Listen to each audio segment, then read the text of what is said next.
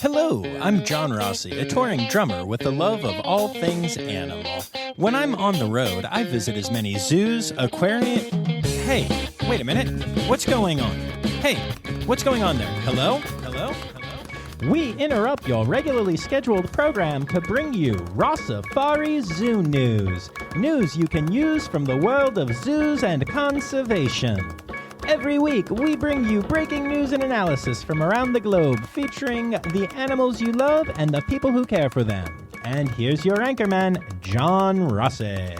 Hi, hello, how are you? Welcome back to Rossifari Zoo News, your look at everything going on in the world of zoos, conservation, animal weirdness, except not really this week, because this week we have a special guest. So, in case you don't know, this is the last episode of Season 6 of the Rossifari podcast. That's right, y'all. We are officially about to go into our 7th year together. And whether you have been here from the beginning or whether you are brand new to the podcast, I am so glad and so excited that you are here. And if you are newer to the podcast, you might not know this, but I don't really make a big deal about season changes overall. We'll be back on Tuesday with an interview episode, and life will continue to go on. I just kind of like to mark the passage of 52 weeks of the podcast by calling it a season. So that is what we are doing. But yeah, I think that's really cool. Starting season 7, who knew? I remember when I thought this podcast would be lucky to make it 6 weeks. And now we have officially finished our 6th full year of content. Very, very fun stuff. So I decided that what I wanted to do for the last episode, even though it is Zoo News Day, was to bring y'all something a little special. And when you think special and you think Rossifari, the number one name that has to come to mind better be mine. But the number 2 name is Dani Larson, right? We love Dani. And you may remember in Zoo News last week, I talked about the fact that the rhinos at Southwick Zoo got very sick. Thelma passed away, and Louise had all kinds of crazy vet work and around-the-clock care and all kinds of stuff, and seems to be doing better. But, it's scary still. And so I've realized throughout the week, as I was looking at some different stories and stuff, that we've talked a lot about loss and grief on this podcast. However, what we haven't talked about, an angle that I've never really approached before, is what happens when it's not in your department, but it's still at your facility. And your heart is still with the animals, and you still care about the people who are suffering a major loss. And so I decided to ask Dani her take on that in light of the loss of Thelma. And then we actually had a couple other really positive, newsy things to talk about. So that interview will be coming up after the standard intro. And of course, the standard intro is that I tell you what's been going on in my life. And as y'all probably know, I am out here gigging in California right now. And it got off to a pretty hectic start, but things are going super well now, and we're having a really good time. But one of the cool things about being out here is that we have Mondays and Tuesdays off, which is like really magical. In the theater world in general, you get 1 day a week off, usually Mondays. And so having 2 days off in a week is twice as many, and it's very exciting. And so because of that, I was able to get out of town on the first My Weekend, and my good friend Justin, who runs redpandafinder.com, which is getting completely redone right now, and if you haven't checked out in a while, you definitely should. Y'all might recognize the name because Justin was on the podcast talking about his experience doing an eco trip to Nepal with Red Panda Network. But yeah, so Justin came up, saw the show on Sunday, and then we drove back to his place in San Jose. And then on Monday, we went to the Central Coast Zoo, which is the new name of the Charles Paddock Zoo in Atascadero, California. And then we went to the Santa Barbara Zoo. And then we went back to San Jose. We put a lot of mileage on this man's car, I'm just saying. And the next day, we went to the San Francisco Zoo and to Happy Hollow Zoo, which was pretty amazing. Four zoos in 2 days. And then he brought me back to Sonora. I think we probably put about 1,200 miles on his car. It was a crazy couple days. But I'm so thankful to Justin for his friendship and for his passion for animals and zoos and red pandas in particular. I'm not going to say more about this right now, but we actually got into a conversation about something, that he might be able to help out the red panda world with his unique skills. And it just so happened that he had the ideas and I had all the connections. And so now we are actually starting to look into this project, and who knows if it will happen. That's life. You never know what's going to happen. I won't tell you more about it until, I'm able to, basically. But how cool is that? How cool is it that there's the possibility that just by going on this trip together and hanging out together, we could make a huge impact for red pandas in a way that would not have occurred to us before this trip. And that is one of the many things that I love about the zoo world. So yeah, it has been a really nice time out here. I will actually say the other kind of interesting thing about it was, so I'm staying in Tuolumne, California, and Tuolumne County had a bunch of wildfires that were happening Sunday, Monday, even into Tuesday.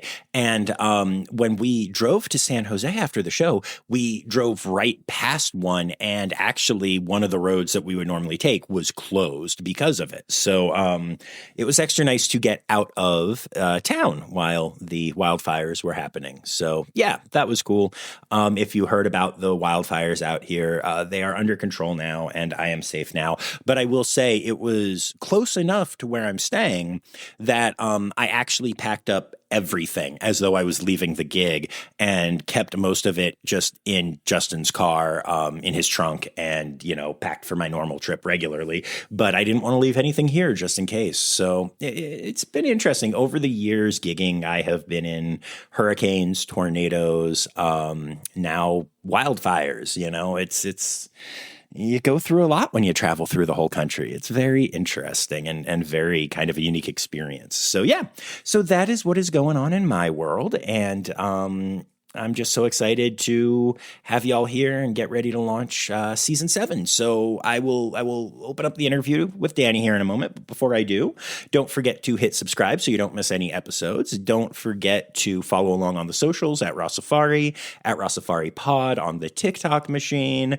Join the Patreon to support the podcast for as little as $3 a month. And also join our Discord so that you can talk to other Rossifari fans about episodes and interviews and zoo stuff and animal stuff and pet stuff. And there's a book club. It's a whole thing. So check that out. The link will be in the show notes. And with all of that said, let's get to my very special Zoo News interview with Dani Larson.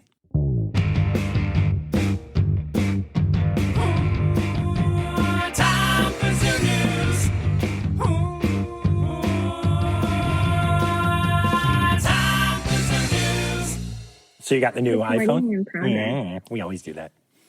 Yeah. The camera button's cool. I like it. It's this button. Oh, okay. Yeah. I had to change the sensitivity on it though, because if at first I was just tapping it all the time and my camera was just like constantly open. So I was like, you can change the sensitivity. So now I have to like press and hold it and then it works. And yeah. I've never once even known this button was here until now. You're my favorite. I love it. So how are you? Good. Good. We're getting reacclimated to things.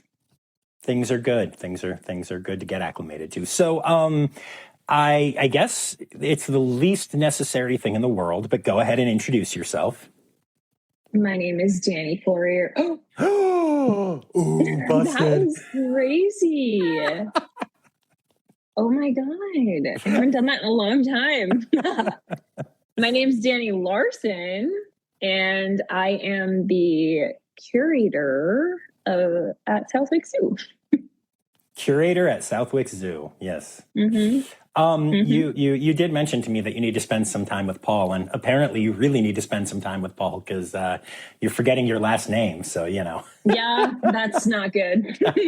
Oops. We are, in fact, still married. Oh, everyone, good. Don't worry. Good. Yes. The last thing we need is people to start shipping us again. So, Again, literally. So I had this fun idea today. I was thinking about things today, as I do. And I thought, one of the things that we've never talked about on the podcast is when a facility is going through something. We've often talked about the grief of the direct keepers or the fans. But I've never really connected, I don't think, with somebody who has been at a facility and gone through a hard thing that they're not directly related to. And I thought that with the recent discussion about what was going on with the rhinos at Southwick's, it would be super interesting to get your perspective on it, because I know how much you and Megan and Hope and a lot of your team really care about those animals, but you're not rhino keepers, you're not hoofstock people. And so I just thought it would be interesting to get the perspective of what it's like for you guys when something like that happens. And if you could share a little bit about what was going on with Thelma and Louise and all that, that would be fantastic. Yeah, that's a really good question. Well, yeah, so like you said, we don't directly take care of the rhinos, but they're a huge part of Southwick Zoo. They're probably one of our main attractions in terms of animals. We do encounters with them through our nonprofit affiliate, Earth Limited, and we have just raised thousands and thousands of dollars for rhino conservation through our rhino encounter program. So many members of the general public have connected with those animals as well. So this was a big loss that was felt deeply through our entire community, and not just the zoo family itself, family in the way of everybody that works there, but the greater community, because so many people have interacted with Thelma and Louise over the years through our encounters. So it was really hard. We found out that afternoon her health had deteriorated very quickly.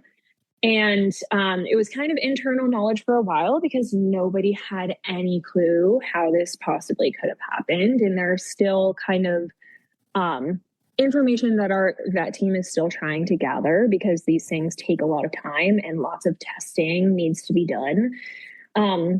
So I can't really speak much to the medical side, but in the way of how kind of the bird department could show up, it was a lot of asking how we can support, what does the team need. The hoofstock keepers were spending obviously so much time with them and the vet team and trying to figure out what needs to be done.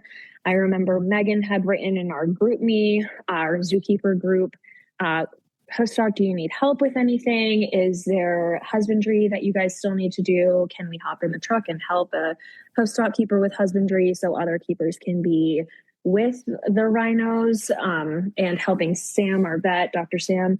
So it was really just a lot of, wow, this is really terrible. But we recognize that we're not the ones directly impacted. And it was a lot of what can we do to support. On my end, because I've been working very closely with our vet in the more recent months as I've transitioned into the role of curator at Southwick's, I was just checking in with her a lot because there was so much that she was taking on. And she was just, for a lot of us, especially with a lot of our animals, it was, what can we do ourselves for our own animals? Because you are being pulled into this very serious matter. In terms of refilling medications and doing stuff like that, is a lot of us having to kind of fend for ourselves in that way and understand that she's not going to be able to respond to every single thing. But she did also have a lot of help. She brought in a lot of help for that. So she was able to help us with our immediate needs, of course. But it was a lot of let's kind of fend for ourselves to some degree and just offer support physically, emotionally, anything that we can do. I thought it was also really nice. We have this this kind of small trailer semi mini house building kind of behind the show arena, which is right near the rhino habitat, like behind the scenes. And our operations staff, because we had a medical team at the zoo for 24 hours all through the night, they brought like donuts and energy drinks and like muffins and just everything, and just like stocked this trailer full of water, anything that the team that was working on her all night and into the next day, her as in Louise, the other female who had survived, they were just stocking that trailer full of things that anybody could possibly need. The vet team, the keepers, anybody who was there overnight. So we had a team of around 8 vets that were there overnight, and then like a lot of keepers and other volunteers who could help. So it was like a total of around 30 people that were helping with this operation. And there were just so many people coming together to help out. So yeah, it was just a lot of what can we do emotional support wise. I know when a lot of other departments have experienced big losses, like when we lost our chimpanzee many years ago, I was on maternity leave. We, like the bird department, got the primate department flowers. And it's not much, but it's a little something to say like, hey, we're thinking of you. This really sucks for you. And like, we're here. And what can we do? And sometimes you just can't do anything. You just need people to know that you're thinking of them and that you're acknowledging that this is really hard. And then I also personally texted Dr. Sam multiple times on my own just to check in with her. She is a mom. She has an 8-month-old son at home. She was at the zoo for 24 hours. At one point, she had texted me saying, like, I was like, what do you need? And she was like, I need pumping bags. I have nothing to put my breast milk in because I've maxed out everything. And so I ran to CVS to get her pump bags. And I also was like, what's your favorite candy?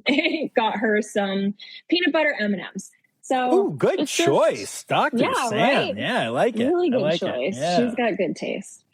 So yeah, just checking in on people because people are people. We're human, and people, especially people like Dr. Sam, are just going to spring into action and just do and go. And she'll know where to draw the line at, she's not going to go forever at the expense of her mental health, but it's just a lot. And these animals need us and they rely on us. And so, yeah, it was just checking in. I texted Betsy personally several times to check in with her.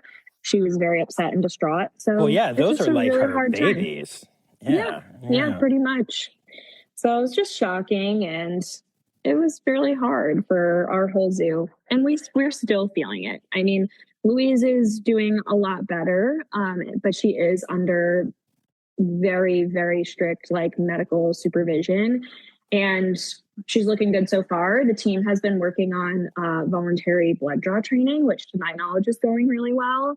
Even today, I had to meet with Dr. Sam about curatorial things, and she was helping the team with a training session with Louise, in the way of starting to introduce needles and stuff to actually be able to get voluntary blood draw done. So that's really cool, and I'm really proud of the host doc team for progressing so quickly with that behavior. And that's really long spiel, but... No, that's awesome. And I think you did a nice job touching on the I can't think of the word. The reactionary or the actionable items that you can do. But what's it like for you guys emotionally when something like that happens? Sometimes when it's one of our animals, obviously we experience it in more of a tragic sense where it feels really heavy and you have a big emotional response. When stuff like this happens, it's a lot of so I guess there's some small feeling of helplessness because there's really not a lot that you can do. And the only thing that we can really do as keepers is just continue providing the best care as possible for the animals in our care and really not let it bring us down to any degree, but also understanding where your boundaries are. And I think that was really important for the Hoofstock team to not continuously push themselves to any sort of breaking point, because they still had their own animals that they had to take care of. And I think that's where this empathy comes in from other departments, and knowing that they aren't going to be able to show up really 100% for all of their animals. And like, hey, can we help you clean a couple stalls here and there so that you can either take a break or go sit in the trailer and have a snack and enjoy an energy drink or a coffee or whatever it was that they needed. And like, yeah, I don't think anybody really took us up on that, but the offer was there, and I think it was very much appreciated. So yeah, for us, I think it's a small feeling of helplessness. Oh, this one very kind of interesting, sad, I don't know what you want to call it, instance. We had an Alexi fly off, of all things. This is our Eurasian eagle owl, for people who don't know what Alexi is. During a training session, he flew off and landed in a tree. And guess what tree he chose? The tree right on the outskirts of the rhino habitat. And apparently this was the day that Louise had finally been cleared to go back outside after she had been, under very strict medical care and supervision for several days. So she finally gets to go outside. About an hour later, Alexi flies off, and I have our vet on the phone, and she's like, yeah, we'll probably have to lock Louise in so that you guys can go into her habitat to get your ladder in there. And, we have our Hoofstock keeper come down and have to lock her in. And I'm like, I'm so sorry, guys. Like, this is like the worst possible timing ever. And so, yeah, we did feel a little bad about that. And the ironic thing is we didn't even need to put the ladder inside of Louise's habitat to actually get Alexi back. He came back without having to put it in there. That was mostly just unfortunate, kind of funny. But, the good news is Louise was doing so well and was so with it that she shifted off exhibit with no problem. And kudos to our Hoofstock team for that. So, yeah, I don't know. Yeah, I think that's for awesome. us, there's a small portion of helplessness for sure. And that presents in maybe a little bit of sadness here and there. But I think the most part, it's just like empathy.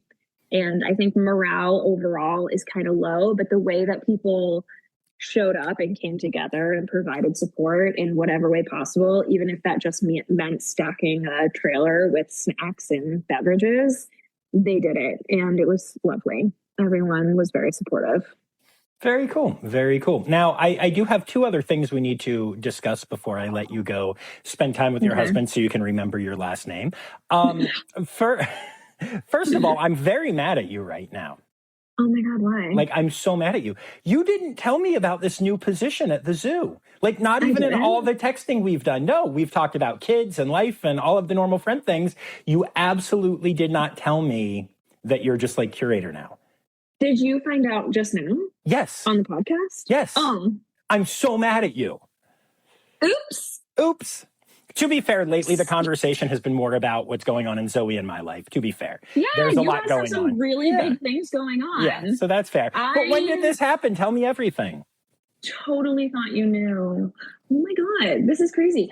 It happened a couple months ago. There were discussions about the need for a more curatorial position. Our former director did a lot of curator-like things. I've always kind of been like the curator of, but specifically birds in training. It was never curator of really all the animals. So there was just this need for kind of like this upper level management within animal care and to handle a lot of these things. I will say it's pretty broad. It is a lot of registrar-like work too. But because it is a position that we're kind of just introducing it, at the zoo, it was introduced by our vet.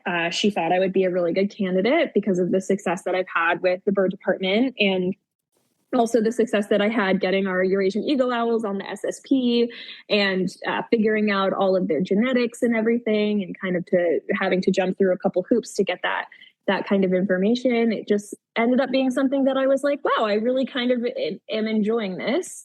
And because I'm still, obviously, my passion is birds. I love doing shows. I still have my foot in the door there. Not ready to fully let go of that. So I'm kind of doing a hybrid of a curatorial job and still managing the bird department and doing bird shows and all of that. But I am learning a lot about applying for permits. I'm learning a lot about how these things are done, these, building relationships with other facilities. And it's been really wonderful. A lot of really cool opportunities that I don't think I'm allowed to talk about. So we can talk about it one-on-one after. Yes. But a lot of cool kind of trades that we're doing with other facilities. And I'm just learning a lot. And it's been really cool. Nice. Congrats. That is, it's fantastic. Yeah. When you were like, I'm the curator at Southwick Zoo, I was like, didn't you forget of birds and training? But you just moved on. I was like, wait a minute. So that's very exciting. Yeah. Congrats. I'm still mad at you, but congrats. I'm proud of you. And then the other thing that we need to discuss is that there's a new there's a new member of your department, which is Emily was on recently talking about being pregnant and being a keeper back in May, and she's not pregnant anymore. There's a tiny human now. There's a mini Macinda. So there is. Since she's off being a mom, tell us what's going on. I met baby Macinda for the first time today in person. Oh my goodness. Wow. So what a time to ask. I know. What a time to ask about Emily. She is doing so wonderful. I told her today, I'm like, you're the most normal 3-week postpartum human I've ever seen in my life. She is like so normal. She told me that she comes in to celebrate me, and I happen to share a birthday with my coworker, Emily B, not to be confused with the Emily that we're talking about. We have the same exact birthday. I'm exactly 10 years older than her, which is like my favorite thing ever. And they had a little birthday celebration for us at lunch today. So of course, Emily Macinda came to the zoo 3 weeks after having a baby to celebrate. And she also came equipped with like zucchini bread muffins that she just like casually made like last night. She also told me that she went to a wedding in New York, drove 4 hours to go to a wedding, and then drove 4 hours home. So if anybody ever says that Emily's not like the greatest friend ever, I don't want to hear it, because this is the stuff that she does. So she is doing so well, and I am so happy for her and her husband. And baby Case is the cutest little thing. I was holding him today. He slept the whole time and wanted to squish his cute little cheeks. I don't want another newborn myself, but boy, was it lovely to get to hold one, and just wild that it came out of one of my very good friends. So yeah, she's doing really, really well, and we're super happy for her. She gets a pretty much full 6-month maternity leave because the state of Massachusetts is very kind. So she's taking full advantage of that, which I fully support, and I'm very happy for her. So we won't have her back working with us, but she's still in the loop with everything going on at the zoo because, much like me, she just can't stay away. So we still talk to her all the time. We're connected through Snapchat and our text thread and all of the things.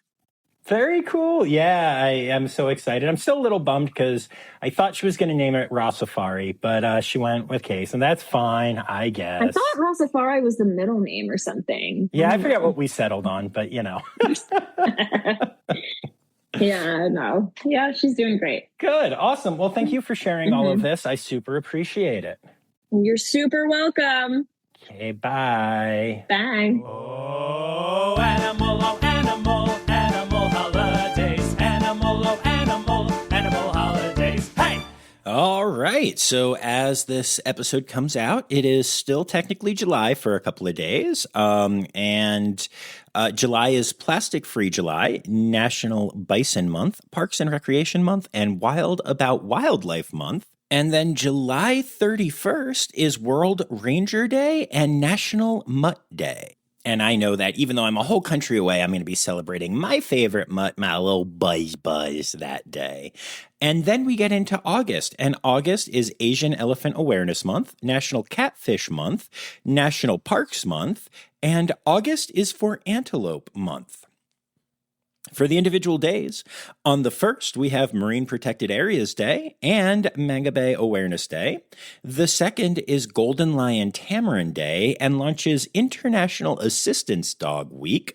The 4th is Owl Awareness Day, Clouded Leopard Day as well. Then the 5th is World Tamastama Day. And those are your animal holidays for the week.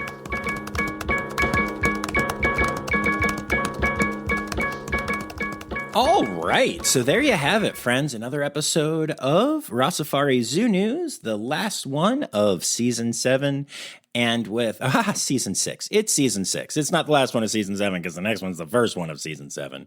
I gotta tell you guys, I gotta stop making these episodes after drinking so much, sparkling water, honestly, is what I've been drinking. But anyway, super appreciative to all of you guys who have been sticking around through all of this. Thank you, everyone, of course, who is a supporter of the podcast by being a patron.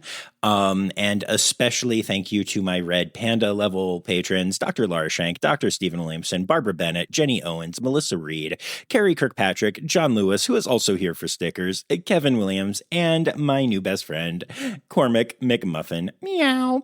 I'd also like to say thank you to everybody who contributed stories this week, even though I didn't use them. You know, they'll be in the next episode, at least some of them. So thank you to Anya Keene, Colleen Linehan, Kim Cooley-Croninger, Carrie Kirkpatrick, Kevin Williams, Emily Rockbuck, Dr. Natalie Taco, Tran Hanton, Dr. Laura Shank, Ren Howell, Jacob Zinn, Holly Page, Nikki Morley, Ethan Ferguson, Dr. Zoe Rossi, Barbara Bennett, Ken Tryon, Marianne Rossi, and Yoshioka. Ali Malensky, Kay Malensky. The Malenskys. April Taylor, Daniel Cohen, Kelly Palawi, Rowena White, Zach Poe, Crystal Chapman, Jamie Chavez, Kristen Khalil, Maddie Pats, Jennifer Zune, Becca Robinson, Strix, Michael Sebastian, Melissa Kenny, Rick Schwartz, Sierra Bowen, Sam Evans, Stephen Rossi, Chris Infield, Nicole Lee, Michaela Baratka, Tiana Bush, Justin Williams, and of course, Dani Larson for coming on the show. We'll be back on Tuesday with the start of our 7th season, but remember, until then, friends, the words, newsy credits backwards, are Steider Kiswen. The Rossifari podcast is produced, hosted, and engineered by John Rossi. Editing and fact-checking by John and Dr. Zoe Rossi. Our theme song is Sevens by Nathan Burke, performed by Nathan and John. Interrupting John theme and additional voices by Taylor Isaac Gray. You can reach John directly on Instagram and Facebook at Rossifari or by email at rossifaripod@gmail.com. Rossifari is part of the Daydreamer Media Network. Now, stop listening to me and go visit a zoo.